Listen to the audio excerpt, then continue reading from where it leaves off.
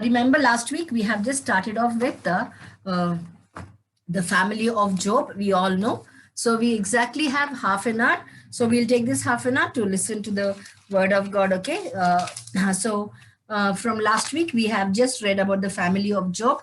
Turn with me to Job 42nd chapter. Okay. And it says 14th verse, 42nd chapter, 14th verse or 15th we'll read. Okay. He also had 7 sons and 3 daughters, and he called the name of the first Jemima, and the name of the second Kezia, and the name of the third Kerhempu. Okay. And in all the land were found no women so beautiful as the daughters of Job, and their father gave them an inheritance among their brothers. After this, Job lived 140 years and saw his children and grandchildren for 4 generations. So Job died old and full of days. We'll say a short prayer, okay? Our Heavenly Father, we praise and we worship your name, Lord. We thank you for this beautiful day which you have given to us. Thank you, Lord, for being such an awesome God. We thank you, Lord, for the wonderful singing we were able to do, Lord, talking all the songs talked about the attributes of Christ, Lord, Father. We thank you. What an awesome God we serve. We also thank you for the testimony given by Lord Jesus Shirley, Lord. Thank you for the way in which you have dealt with her. Even now, as we look to you, Lord Jesus, talk to us, Lord Jesus. If man talks, it's of no use. So you talk to us, Lord Jesus, even as we are trying to, Lord Jesus, learn about the 3 young girls who are the daughters of Job. Help us to be able to understand what it means, Lord, what you expect from us, Lord, and what kind of life and testimony we need to have living in this world, Father. Let the others who have not yet joined, let them join, Father. And people have joined just because they just have to do that, Lord. Help them to stay back so that they might not leave, because the words we are going to talk now are the living words, Lord, the words which really make our lives, the words which really, Lord Jesus, bring a great blessing in our life. Thank you once again for this beautiful time. Lord Jesus, thank you, Lord, for once again for being such an awesome God. In Jesus' name we pray. Amen. Okay. So we have seen the family of Job, right? And we just read one scripture, or maybe three to four verses in the 42nd chapter of Job, right? So we have seen in the first chapter also Job has 3 daughters, okay? And in the first chapter, the 3 daughters' names are not given, but their names are not given. Their testimony, how they are physically is not given, and how they're spiritually also is not given, okay?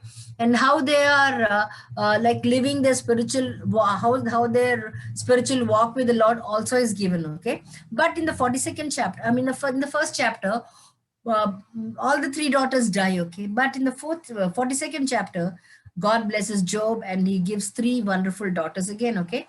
And we have seen the testimonies about them. They are beautiful, right?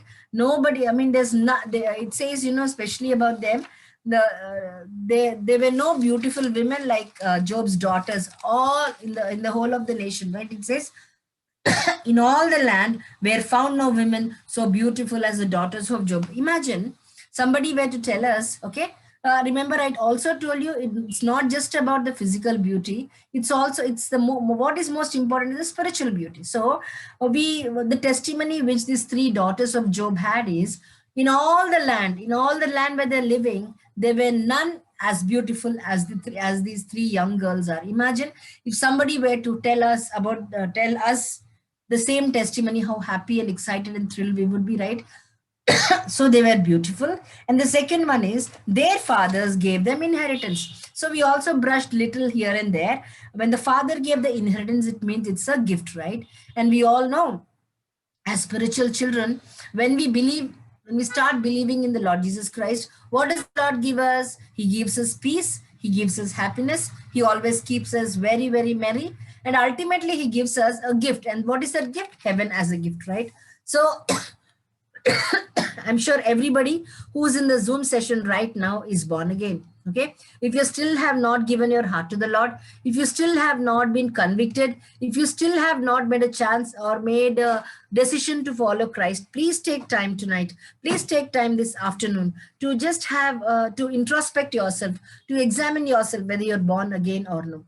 We all go to colleges, we all go to institutes, right? And especially in the schools and intermediate colleges and degree colleges, the moment you walk into the class, the lecturer there, she takes the attendance, okay? And if you belong to the class, your name is there. You will never find my name in the register because I do not belong to your class. Dear children, remember in the book of Revelation 14 chapter, it says, whosoever's name is not written in the book of life will be thrown into the lake of fire. So the whole point boils down to whether your name is written in the book of life. And what is that book of life? That book of life is the book where it decides whether you land in hell or heaven, okay? So once you make a decision to follow Christ, your name is directly written in the book of life and you have a direct entry to heaven, okay? So the reason why I'm telling you this is Job's 3 daughters were given inheritance. And what does that mean? They were given inheritance spiritually in heaven. That means they were born again. When Shirley shared her testimony, it was on a birthday that her mother confronted her and she made a decision to follow the Lord, right? So from that day, she has assurance of salvation. Dear children, I want to tell you this point and I'll go on with the 3 daughters of Job. Many youngsters, for that matter, even when I was of your age, there were times when I would go to different meetings like these, and whenever they would talk about the love of God, I would raise my hand to receive the Lord, okay? And I would go forward and they would ask me to repeat a prayer and I would repeat, okay? But I never had the assurance of salvation. And next meeting I would go after a couple of weeks, and again if they ask, you want to receive the Lord Jesus Christ, I would say yes again. Again I would raise my hand, go forward and make a prayer again, no? So it was a continuous process. So I would raise my hand, go forward, say short prayer and come back again and live my rut, okay? Live my own life, right? But then there was a time when on a particular day when my friend told me, are your sins forgiven? So that is when on August 3rd, 89, I made a decision to follow the Lord, okay? Dear children, from that day till now, till this second, I have that great assurance that I'm a child of God. Because in the book of, in the Gospel according to John, it says 1:12, it says, beautiful, it's a very beautiful verse. It says, as many as received him, to them it says, in John 1:12, as many as received him, to them he gave the power to become the children of God, okay? As many as received him. The moment you receive Jesus Christ, okay, you can see a small girl smiling here, right, in the second screen. Her name is Gladys, okay?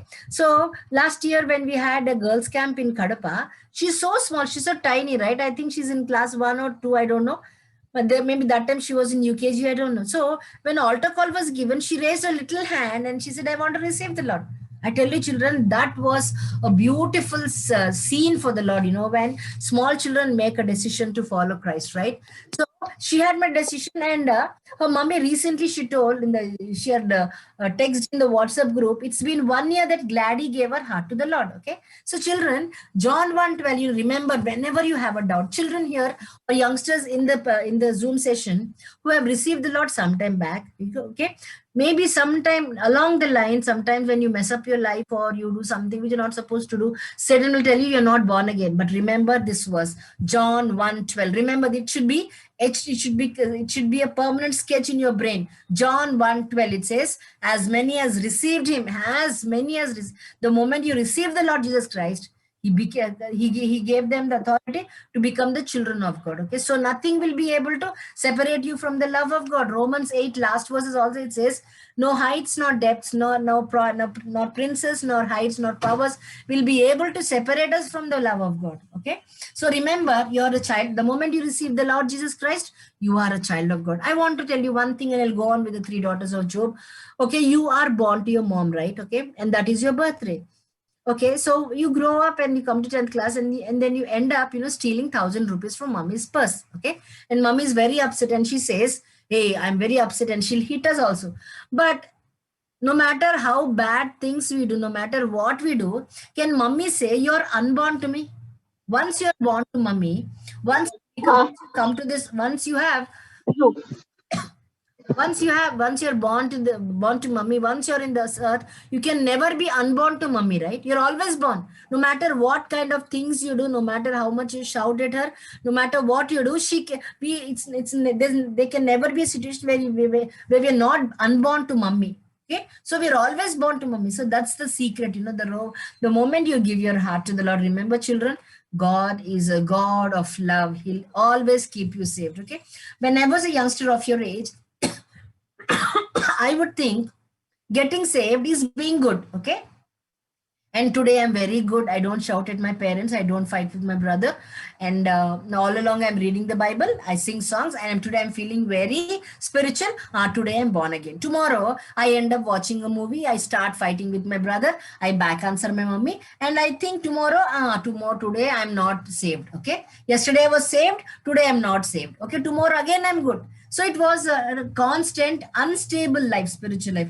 I tell you, children, the love which the Lord Jesus Christ had showed you on the cross of Calvary is it's not a temporary love. It's a everlasting love. John 3:16, what does it say? For God so loved the world that he gave his only begotten Son, that whosoever believeth in him should not perish, but have everlasting life. That's the beauty of the love of Christ. Children, no matter how bad you are, you're always, see how bad sometimes we end up, we end up disobeying mommy, but mommy's love is always there, right? So the love which the Lord Jesus Christ shows us is much better than the love which our parents show us. Okay, so let's go back to Job 42nd chapter. We'll go to Job's 42nd chapter. And we'll, okay, so in all the land were found no women so beautiful as the daughters of Job, and their father gave them inheritance among their brothers. After this, Job lived. So the third one is these three people or three daughters were nicely settled, okay, and they were given families, they had children, okay. So now we will go step by step. What is the first daughter's name? It says, he called the name of the first Jemima. The first daughter's name is Jemima. Okay. So these three are the reason why we are studying the life stories of these three youngsters is because they are youngsters like you. Okay. And those three lives are standing before us, or the testimonies of these three young girls, they're standing right in front of us and challenging us. See, we have lived our life. And no matter, see, when there's a beautiful girl in a colony, all the boys' eyes are on her, right? Even though we don't like, okay? Some youngsters, the boys follow her and, they kind of disturb her. They do all kinds of things. I don't know how these three young girls have kept themselves so separate that they kept up their beauty. They what did they do? They kind of, they captured, or they kept their testimony very pure. Okay, I tell you, children, youngsters, it's very easy to disrupt our testimony. Okay, sometimes it's very difficult to preserve our testimony. Sometimes, because I told you there are many temptations out there in the youngsters, right? For the youngsters in the world out there. But these three young girls, Jemima, Kezia, and Kerhempu, young girls like you, unmarried girls like you, okay, young teens like you, beautiful girls like you, okay. All three of them are, the father gave them inheritance. So all three of them were born again and they kept up their testimony. I tell you, children, testimony is of utmost importance. We need to keep up our life.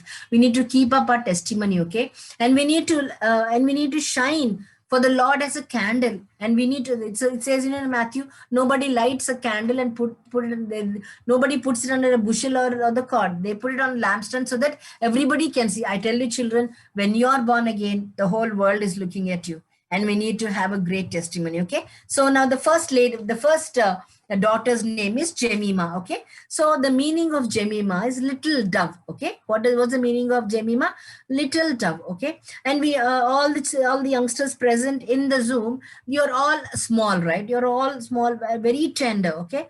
Suppose one of my grandmas, she would tell when she was old, and when I would sit with her, I was a youngster like you that time. She would say, see, if you take a knife and cut my cheek, nothing comes out. But when I cut I was your age. She says, when I cut your cheek, nice young blood will come. Okay. So we are young, and see, there's so much of energy. There's so much of we are very vigorous for the Lord, right? We are very vibrant, and we are very on fire for the Lord compared to the older amamas or older people, right? So being young itself, it's a big asset.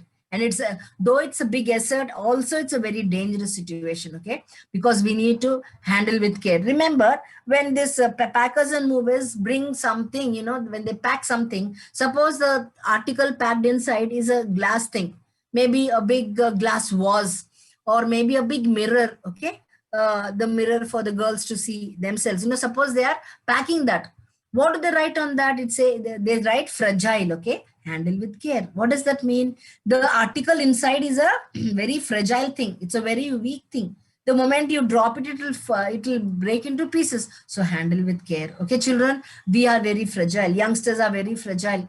Okay, youngsters are very, like, we are very weak and very delicate. It says Jemima means little dove. Okay, so Jemima, like you and me, she was a small dove. A dove is this small, very small. You have bigger ones also, but according to the passage, Jemima is small dove, not a big dove. Okay, and that small dove did wonderful things for the Lord. Today we could be small. Okay, maybe we are insignificant, maybe we are not eloquent like our friends, maybe we are not good dancers like Bharatanatyam dancers like our friends, maybe we are not maths maybe savvy like the other friends, maybe we are all not A plus, maybe we are B plus. It's okay.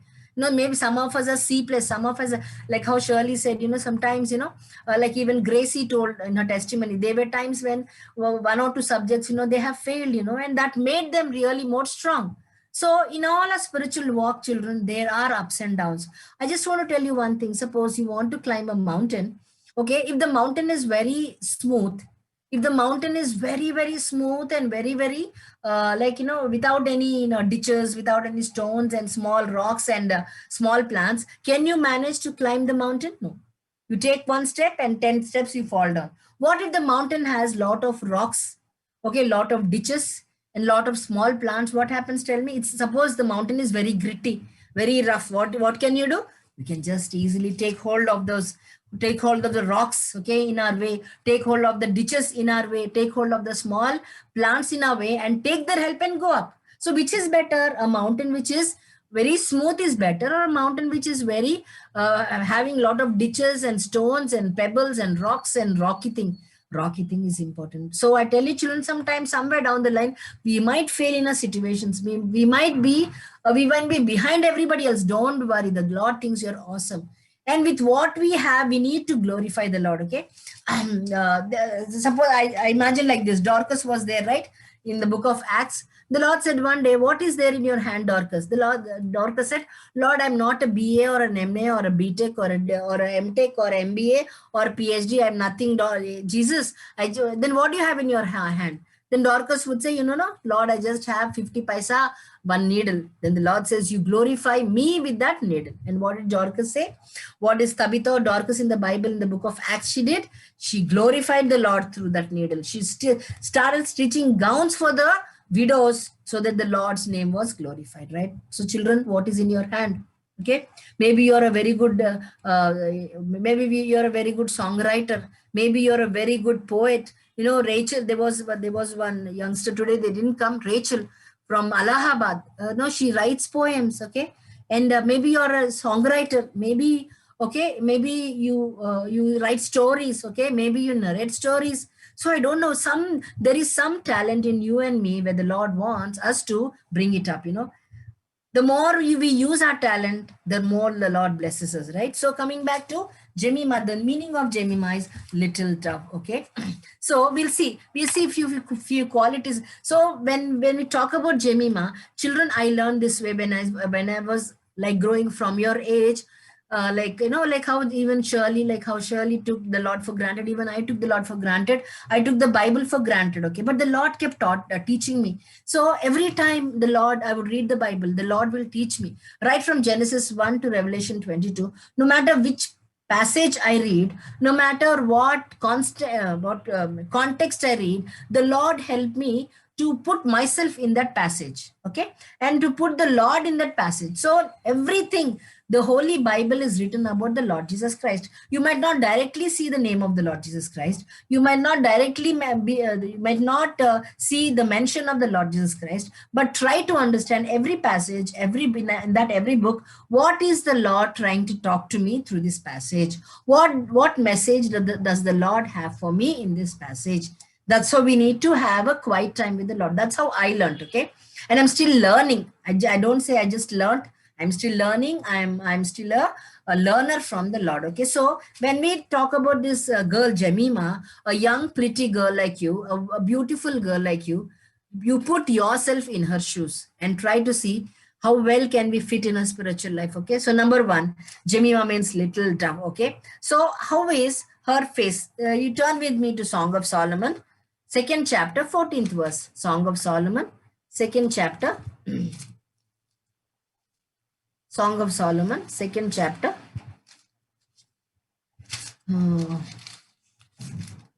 I'll just turn with 1 minute. Song of Solomon, second chapter. So the first quality Jemima has is, these pages are not turning. Song of Solomon 2:14 it says, 2:14 it says, oh my dove. Okay, so Jemima means dove, right? So the beloved is saying, the beloved is the Lord Jesus Christ is saying, oh my dove, in the clefts of the rock. And what is that rock? We know, no, the Lord Jesus Christ is a rock. In Psalm 18 it says, you are my rock, you are my tower, you are my stronghold. Okay, and also we say, we know, no, there's two people who have built their house. One built on the sand, he built a house on sand, and the other guy, the wise man, built his house on a rock. Okay, the foolish man built his house on sand, and the rains came down, pouring down. Okay, and what happened? The house which was built on sand fell flat, but the house which was built on rock stood firm. So I tell you, children, as youngsters, when we receive the Lord Jesus Christ, our lives are built on the rock Jesus Christ, which cannot be moved, which cannot be shaken, no matter how much tsunami comes, no matter how much wind, how many winds come, we are not shaken, right? So it says, oh my dove, in the clefts of the rock. Clefts means in the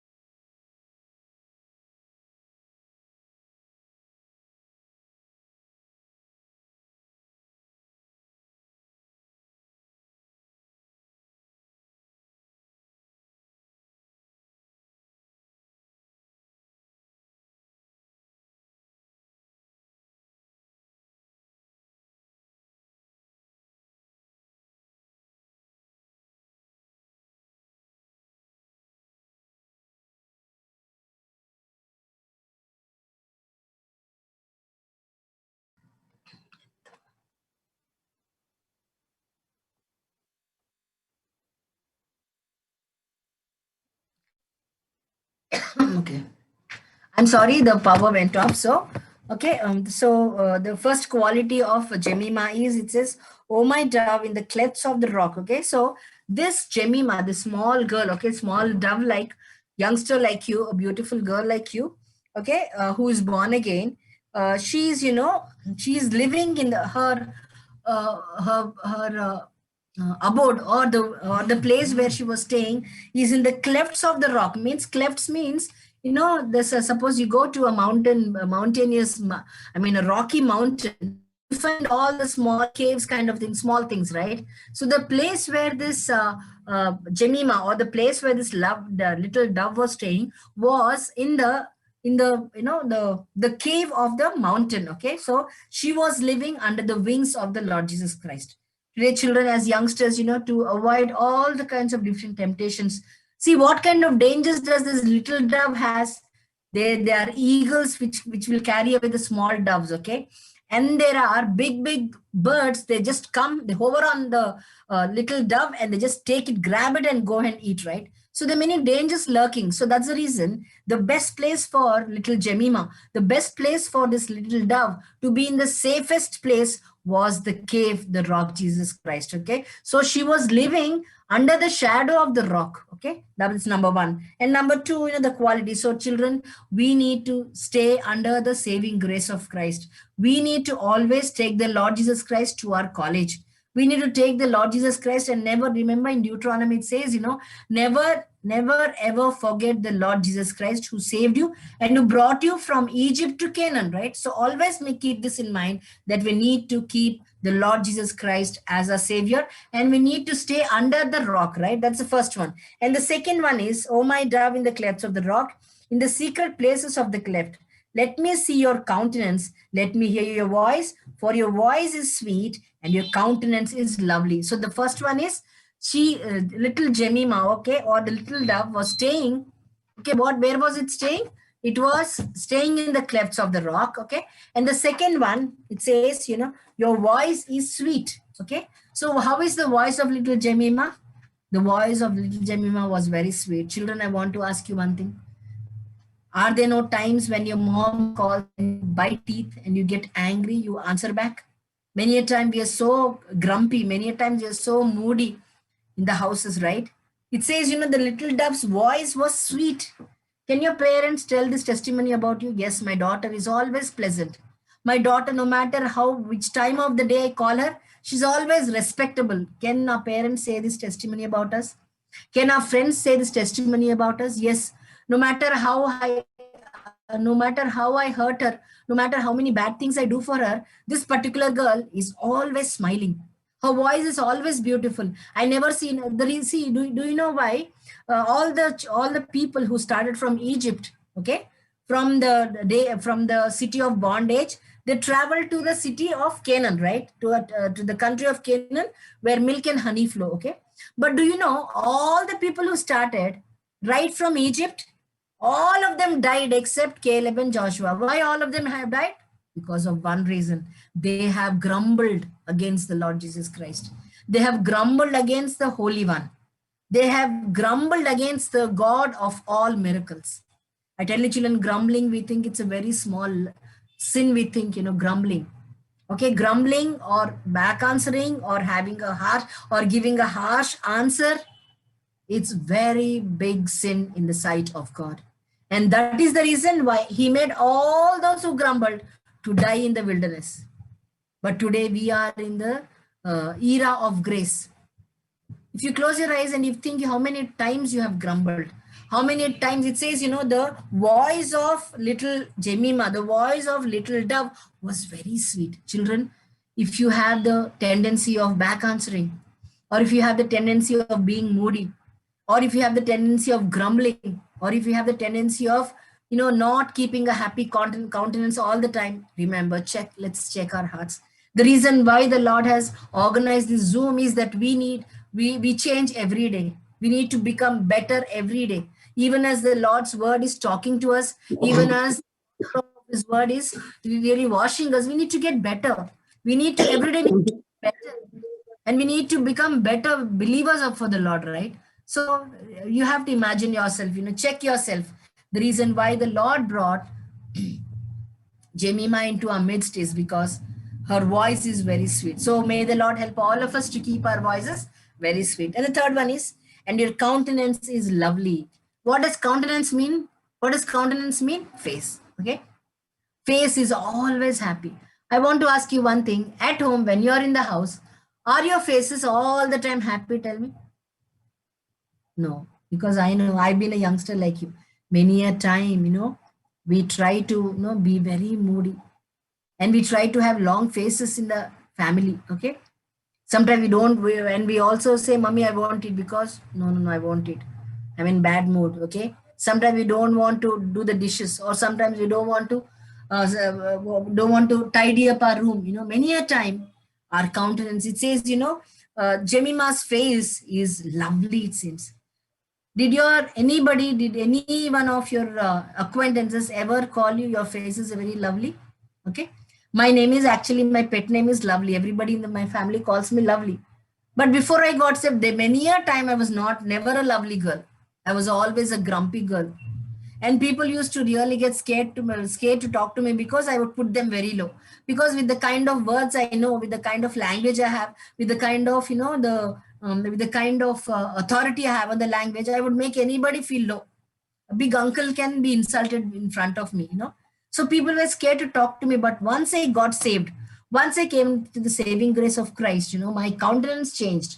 Now, no matter which part of the day you come to my house, I always smile. The Lord help me, So youngsters, many a time, because of so many temptations happening around us, many a youngsters, their faces are not lovely all the time. Children, live a life where everybody can call you a lovely girl, a lovely child of God. So we have seen 3 points in the life story of Jemima. First one is she took the help, or she was under the rock. Okay, the meaning she was under the wings of the Lord Jesus Christ, or she was under the shadow of the rock Jesus Christ. The second one, her voice was always, it says, your voice is sweet. She never raised her voice. Okay, there are many young girls in our Hyderabad city who raise their voice when mommy corrects them, when daddy corrects them, when elders corrects them, when teachers correct them. Okay, they raise their voice. And it's almost like they want to hit the parents. Remember, children, Jemima's voice was sweet. Okay, and her countenance was lovely. Her face was such a beautiful face. So may the Lord always help us. I already told you, but I don't mind telling you again. It says in generally in the world of science, they say for us to frown in the sense not smile. Frown means like this, always grumpy, always sad, always moody, always depressed, always feeling you have lost something. So to frown means not smile. To frown is like this. You need 72 muscles of the face for you to frown. Okay, but to smile, see how my smile is. But to smile, you take 72 muscles. So which is easy? Tell me. So, sorry, to smile, you use only 14 muscles. Which one is easy? Using 72 muscles is easy, or using 14 muscles?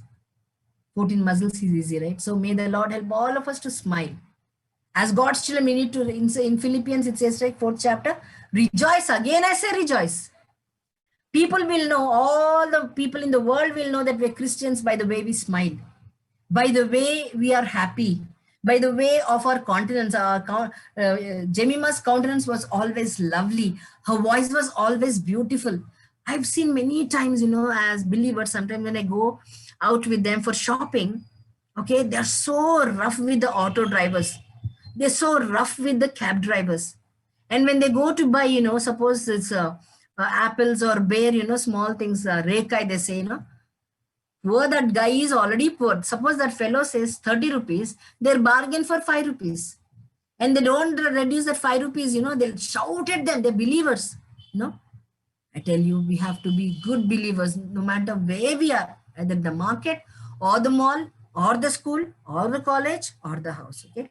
One point I'll say and I'll stop. Okay. And so number one, little Jemima takes the help of the rock. Okay. And the second one, her face is very, her voice is very sweet and her countenance is very beautiful. Okay.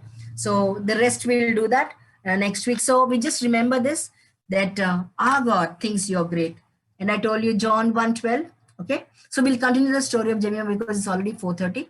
We'll stop here. If you make it, if you stretch it, the impact will go. But remember Jemima's 3 points. Okay. And also we learned that, once we are saved, because Jemima was a beautiful girl and also her father gave her gifts, right? Inheritance. So when we are born again, children, do you have the assurance of salvation? The first one is John 1:12. As many as received him, to them gave he power to become the children of God. And also it says it's by grace that you have been saved, not of yourself, right? So may the Lord help us. And we learned 3 points from the life story of Jemima, that she took the help of the rock. Okay, and the first one, that's the first one. Second one is her voice is very sweet and her countenance is very beautiful. Okay, so she's lovely. So may the Lord help all of us to be that kind of a lovely child for the Lord. Okay, we'll say a short prayer and we'll end here. Okay, and we'll have more youngsters come next week.